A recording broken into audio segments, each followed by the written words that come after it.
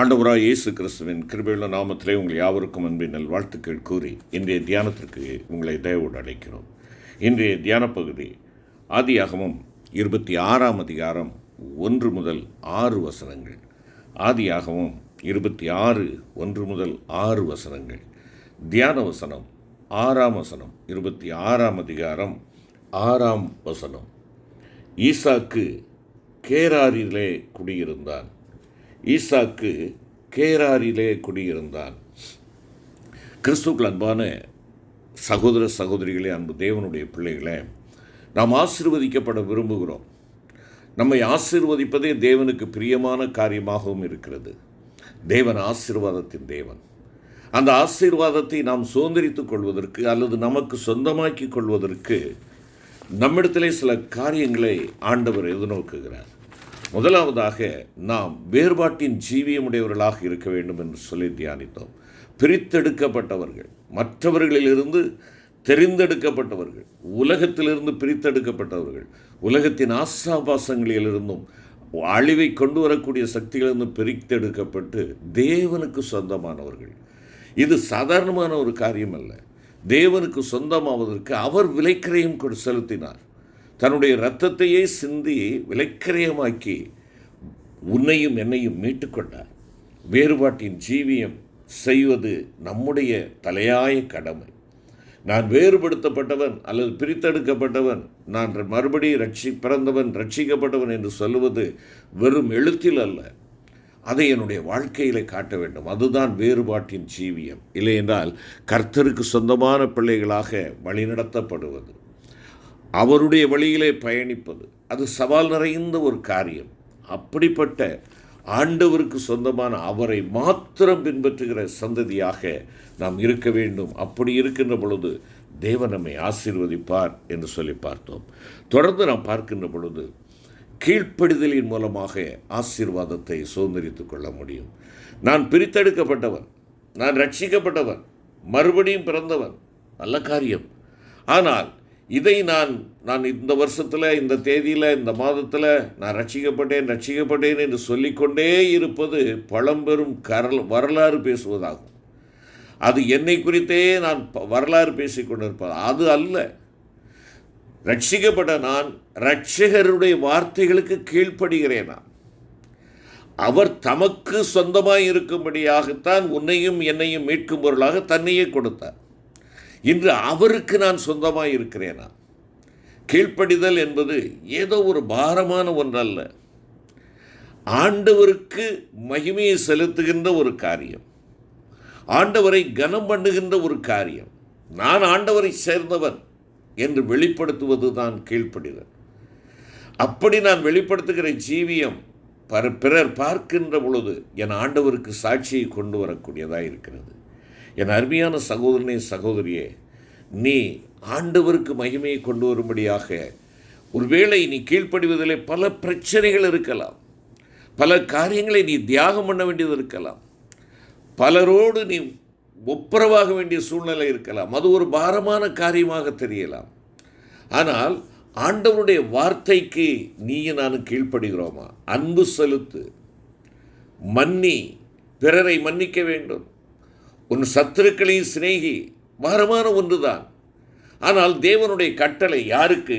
தேவனை அறிந்திராத பிள்ளைகளுக்கு அல்ல, தேவனை அறிந்திருக்கிற பிள்ளைகளுக்கு, தேவனால் ஆட்கொள்ளப்பட்ட பிள்ளைகளுக்கு, தேவனுடைய சிலாக்கியத்திற்குள்ளாக வந்திருக்கிற பிள்ளைகளுக்கு, தேவனுடைய ரட்சிப்பை பெற்றிருக்கிற பிள்ளைகளுக்கு கொடுக்கப்பட்ட கட்டளை, நீ உன்னை போல் பிறனை நேசி, உன் சத்துருவை சிநேகி. ஒருவன் உன்னை ஒரு கரத்தில் அறிந்தால் மறு கரத்தையும் திருப்பிக் கொடு. இவைகளெல்லாம் என் ஆண்டவருடைய சத்திய வார்த்தைகள். இந்த வார்த்தைகளுக்கு நான் கீழ்ப்படிய வேண்டும். கீழ்ப்படிதல் என்பது கனம் பண்ணுவது. அவர் என்னுடைய தலைவராக இருக்கிறார், அவர் என்னுடைய அப்பாவாக இருக்கிறார், அவர் என்னுடைய மேய்ப்பராக இருக்கிறார். அவர் கர்த்தரின் மேய்ப்பர் என்று நான் சொல்லிக் கொண்டிருப்பது நன்றாகத்தான் இருக்கிறது. அவர் மேய்ப்பராக இருப்பார் என்றால் அவர் காட்டுகிற புல்லை நீ மேய்கிறாயா? அவருடைய சத்தத்திற்கு நீ கீழ்ப்படுகிறாயா? அவர் உன்னை நடத்துகிற விதத்தை பார். புல்லுள்ள இடத்திற்கு கொண்டு செல்கிறார், அமர்ந்து தண்ணீர் அண்டை கொண்டு செல்கிறார், தலை எண்ணெயால் அபிஷேகம் பண்ணுகிறார், உன்னை பாதுகாக்கும்படியாக கோலும் தடியும் உடையவராக அவர் நிற்கிறார். எல்லாம் சரிதான். ஆனால் ஆட்டுக்குட்டியே, நீ ஆண்டவருடைய சத்தத்திற்கு கீழ்ப்படுகிறாயா? போகாதே என்றால் போகாமல் இருக்கிறாயா? வா என்றால் வருகிறாயா? என்னுடையவைகளை நான் அறிந்தும் என்னுடையவைகளால் அறியப்பட்டும் இருக்கிறேன் என்று ஆண்டவர் சொல்லுகிறாரே. என் ஆடுகள் என் சத்தத்திற்கு செவி கொடுக்கும் என்று சொல்லுகிறாரே. ஆண்டவருடைய வார்த்தைகளுக்கு நீ செவி கொடுக்கிறாயா? இங்கே ஈசாக்குக்கு ஆண்டவர் சொல்லுகிறார், நீ எகிப்தை விட்டு போகாதே, எகிப்தை விட்டு போகாதே, எங்கே தங்கீர் என்று சொல்லுகிறார். கர்த்தர் ஈசாக்கு தரிசனமாகி, நீ எகிப்துக்கு போகாமல் நான் உனக்கு சொல்லும் தேசத்திலே குடியிரு, இந்த தேசத்திலே வாசம் பண்ணு, நான் உன்னோடே கூட இருந்து உன்னை ஆசீர்வதிப்பேன், நான் உனக்கும் உன் சந்ததிக்கும் இந்த தேசங்கள் யாவையும் தந்து உன் தகப்பனாகிய ஆபிரகாமுக்கு நான் இட்ட ஆணையை நிறைவேற்றுவேன். ஆபிரகாம் என் சொல்லுக்கு கீழ்ப்படிந்து என் விதிகளையும் என் கற்பனைகளையும் என் நியமங்களையும் என் பிரமாணங்களையும் கை கொண்டபடியினால் நான் உன் சந்ததியை வானத்து நட்சத்திரங்களைப் போல பெருக பண்ணி உன் சந்ததிக்கு இந்த தேசங்கள் யாவையும் தருவேன். உன் சந்ததிக்குள் பூமியில் உள்ள சகல ஜாதிகளும் ஆசீர்வதிக்கப்படும் என்று கூறினார் என்பதாக ஆதியாகமம் 26:2-5 நாம் வாசிக்கிறோம். தன்னுடைய தகப்பனாகிய ஆபிரகாம் எவ்வாறு தன் வாழ்நாளெல்லாம் கர்த்தருக்கு கீழ்ப்படிந்திருந்தானோ அவ்விதமாகவே ஈசாக்கும் தன் வாழ்நாளெல்லாம் கர்த்தருக்கு கீழ்ப்படிந்திருந்தான். இங்கே நாம் வாசிக்கிறோம், அவன் அவருக்கு கீழ்ப்படிந்து கேராரிலே குடியிருந்தான் என்று அங்கே சொல்லப்பட்டிருக்கிறது. வசனம் 6. கேரார் என்ற பதம் வட்டம் அல்லது சர்க்கிள் என்று பொருள்படும். அதனுடைய ஆவிக்குரிய கருத்து என்னவென்றால் பூரணமாகுதல் அல்லது பூரணம் என்பதாகும். எனவே கேராரிலே குடியிருத்தல் என்பது பூரணமான கீழ்ப்படிதலை குறிக்கிறது. அரைகுறையான கீழ்ப்படிதல் அல்ல. ஏதோ கொஞ்சம் செய்தோம் கொஞ்சம் விட்டுவிட்டோம் என்பதல்ல. முழுமையான கீழ்ப்படிதலை குறிக்கிறது. பரிபூரணமாக அவருடைய வார்த்தைக்கு அப்படியே நான் கீழ்ப்படுகிறேன் என்பதுதான். பின் நாட்களில் அவனுடைய குமாரனாகிய யாக்கோபு தேவனை குறித்து சொல்லுகின்ற பொழுது ஆதியாகமம் 31 நாம் பார்க்கிறோம். 42 மற்றும் 53 வசனத்திலே நாம் பார்ப்போம் என்றால் 42 வசனத்திலே, என் பிதாவின் தேவனாகிய ஆபிரகாமின் தேவனும் ஈசாக்கின் பயபக்திக்குரியவரும் என்னோடு இராமற் போனால் நீர் இப்பொழுது என்னை வெறுமையாய் அனுப்பியிருப்பீர் என்பதாக தன்னுடைய மாமனாகிய லாபானிடத்தில் கூறுகிறதை நாம் பார்க்கின்றோம். இங்கே அவன் என்ன சொல்கிறான்? ஈசாக்கின் பயபக்திக்குரியவர், ஈசாக்கின் பயபக்திக்குரியவர்.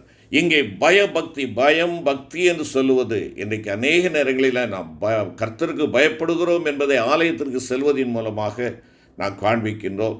இல்லையென்றால் ஏதோ ஆராதனைகளிலே பங்கு பெறுவது, வார்த்தைகளை கேட்பது, நெடுமுழங்காலில் நிற்பது பக்தி என்று சொல்லுகிறோம். இங்கே ஈசாக்கின் பயபக்திக்குரியவர். இங்கே பயபக்தி என்று சொல்லுகின்ற காரியம் முழுமையான கீழ்ப்படிதல், முழுமையான கீழ்ப்படிதல். ஆண்டவருடைய வாயிலிருந்து வருகிற வார்த்தை எந்த வார்த்தையும் சிந்தாமல் சிதறாமல் நான் அப்படியே ஏற்றுக்கொண்டு கீழ்ப்படுகிறேன் என்பதுதான் அதனுடைய பொருள். இங்கே ஈசாக்கை குறித்து வேதம் அப்படித்தான் சொல்கிறது. பயபக்தி, ஈசாக்கின் பயபக்திக்குரியவர் தேவன் என்பதாக அடையாளமிட்டு காணப்படுகிறான். எவ்வளவு ஆசீர்வாதமான ஒரு வார்த்தை பாருங்கள். 53 வசனத்திலேயும் அதைத்தான் குறிப்பிடுகிறார்.